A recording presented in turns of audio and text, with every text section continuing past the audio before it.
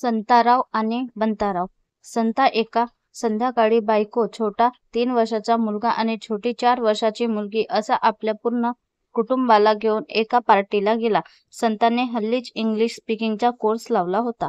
त्यामुळे त्याने आपली आणि आपल्या कुटुंबाची ओळख सगळ्यांना अंग्रेजीत करून दिली. I am Sardar and she is my Sardarni. सरदारजीने स्वतःची आणि आपल्या बायकोची ओळख करून दिली. He is my kid and she is my kidney. सरदारजीने आपल्या छोट्या मुलांची आणि मुलीची ओळख करून दिली. एका सरदारजीने आपल्या गर्लफ्रेंडला फोन केला. डार्लिंग, आज संध्याकाळी 6 वाजता माझ्या घरी ये. आज घरी कुणीच नाही आहे.